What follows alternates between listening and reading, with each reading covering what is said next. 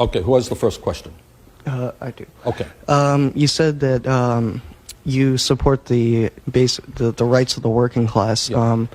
Why do you believe that the United States so violently tries to overthrow other forms of government, such as socialist governments, such as what happened in Chile in 1973 and in Cuba? Why is the United States responding with such moneyed interest? Good. Excellent question. Everyone hear the question? Okay. If you look, and not enough people do, and that gets me into a whole other issue, which is the media, which I want to talk about, because I'm very concerned about the media today and the degree to which a few corporations control what we see, hear, and read. But if you check American history, you know, sometimes the president will tell you, well, we are always defenders of freedom. We believe in freedom.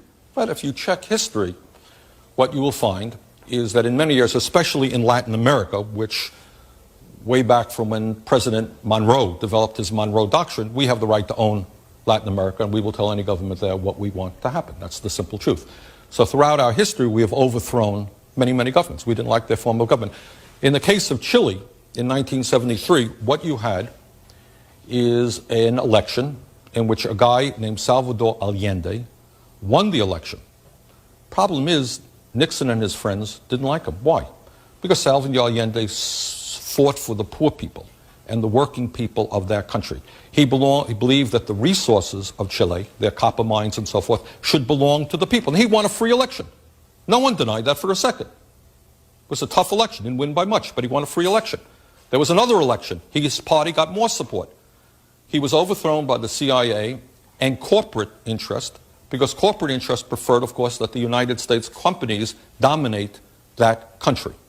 And a lot of what politics is about, going way, way back to the 19th century, through England, France, is the domination of colonies so that big companies in a given country can take the resources of those countries for their own use. So I think that's what happened, and it was a very unfortunate day in American history. Allende won in a democratic election, was popular, was overthrown, and eventually killed. And in his place, a guy named General Pinochet took place, ran that country with an iron fist, killed many, many people, but he was okay. He was a good guy. Why? Because he was a friend of corporate America. Other questions? Yes, sir.